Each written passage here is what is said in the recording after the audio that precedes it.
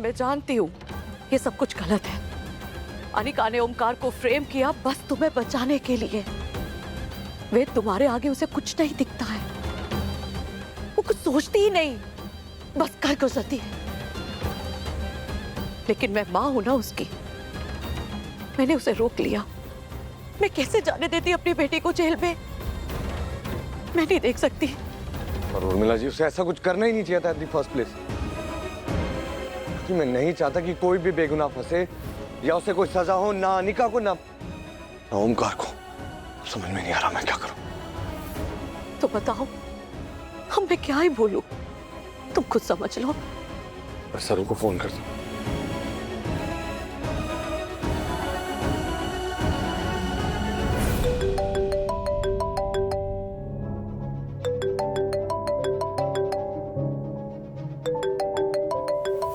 उसके फोन की रिंग तो घर से ही आ रही है। इसका मतलब सरू फोन छोड़ के चली गई, शायद कोर्ट गई होगी। हियरिंग का टाइम हो रहा है, हियरिंग स्टार्ट होने वाली है।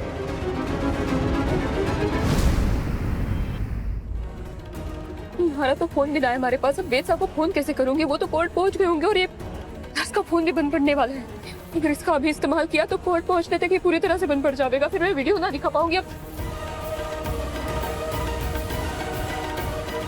भाई साहब सुनिए ना, हमारे को बस 2 मिनट के लिए आपका फोन मिल सके कि? मेरे तो फोन की बैटरी खत्म हो गई है, नहीं तो सच्ची में आपको दे देता।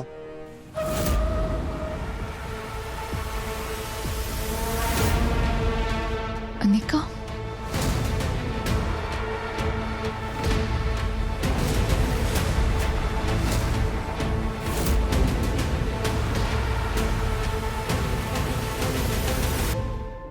सरू, तू बहुत ओवर कॉन्फिडेंट। अनिका हूं मैं, मुझे हराना इज नॉट दैट इजी। कहानी में एक ट्विस्ट आना बाकी है। अनिका, थारी डायलॉग बाजी के लिए ज्यादा समय ना है हमारे पास, देर हो रही है, हमारे को जाने दे। दादी सोते हुए कितनी स्वीट लगती हैं, बट अनफॉर्चुनेटली अब ये परमानेंटली सोने वाली है। क्या बकवास कर रही है तू? क्या देख रही है इसमें? खुद ही देख ले।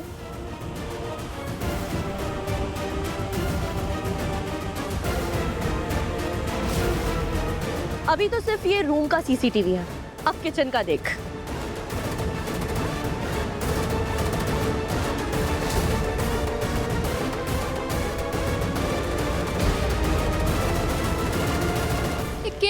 आई नो गैस की शॉर्टेज है, पर हमारे घर में तो अच्छे से भर गई नहीं। चलो परफेक्ट, गैस भर गई, धमाके की तैयारी हो गई, लैंडलाइंस बंद है एंड दादी का फोन स्विच ऑफ। अब तो तेरे नाना की तरह दादी भी गई काम से। ये माचिस की तीली जलते ही, जैसे ही सर्वेंट मम्मी जी के लिए सूप बनाने आएगा, गैस जलाते ही मम्मी जी और घर दोनों ही स्वाहा। वेल सरू, अब या तो तू मुझे वीडियो वाला फोन दे या दादी की कुर्बानी। 1 मिनट है तेरे पास डिसाइड करने के लिए।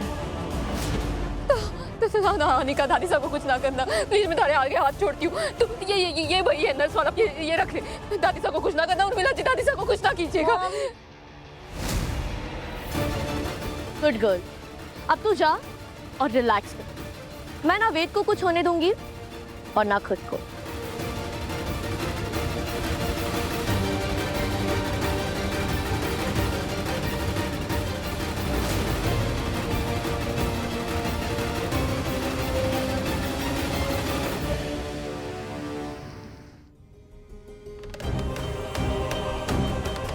Please be seated.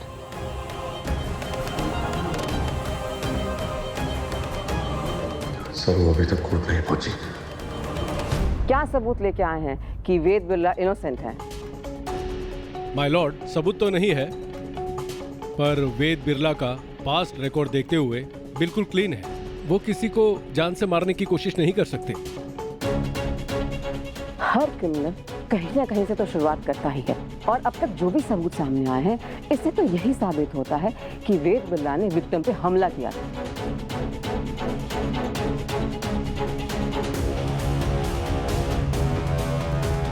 अब तक आए हुए सारे तथ्यों और सबूतों को मद्देनजर रखते हुए ये अदालत इस नतीजे पे पहुंची है कि वेद बिरला ने ही भोला को मारने की कोशिश करी, और इस अपराध के लिए वेद बिरला को भारतीय न्याय संहिता सेक्शन 109 अटेम्प्ट टू मर्डर के लिए 10 साल की सजा सुनाई जाती है।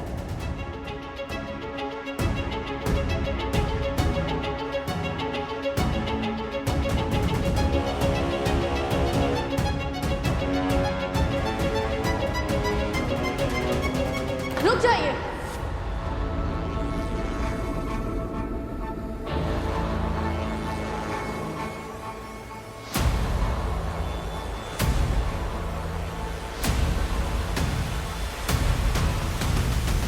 आप एक इनोसेंट को सजा नहीं सुना सकती। आपने कोर्ट को क्या मजाक समझ रखा है? जो कहना है please come in the witness box.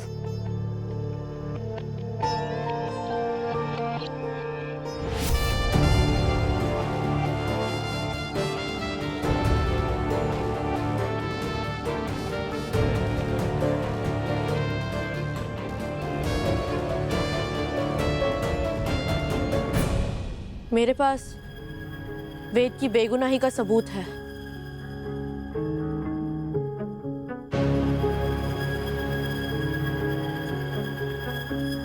इसमें एक रिकॉर्डिंग है जिससे ये प्रूव हो जाएगा कि वेद इनोसेंट है। वीडियो प्ले की जाए।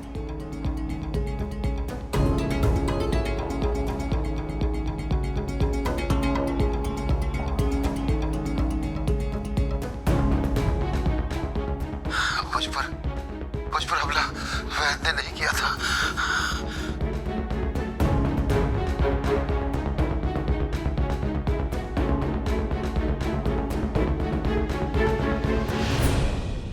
एक्चुअली भोला जी को बीच में थोड़ी देर के लिए होश आया था और उसी बीच उन्होंने एक नर्स से अपनी ये रिकॉर्डिंग बनवाई, पर असली गुनहगार कौन है ये बताने से पहले ही भोला जी फिर से बेहोश हो गए थे। बट थैंकफुली उन्होंने वेद का सच बता दिया।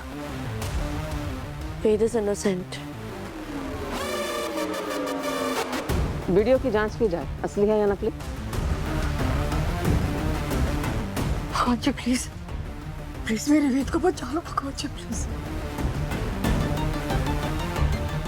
मैडम, ये असली वीडियो है।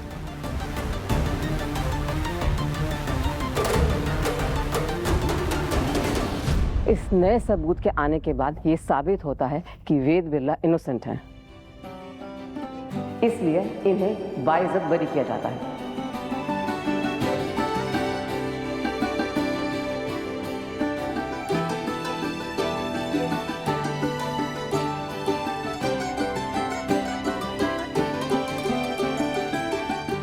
आई टोल्ड यू ना, मैं वेद को कभी कुछ नहीं होने दूंगी। Thank you so much Anika. सरू तुम कहाँ?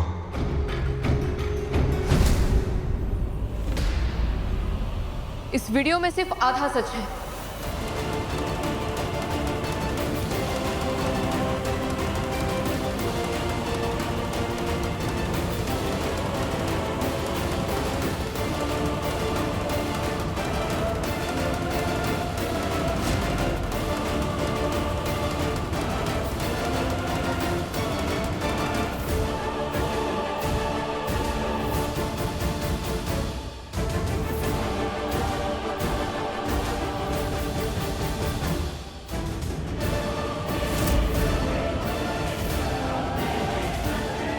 सरू यहाँ उस नर्स के साथ?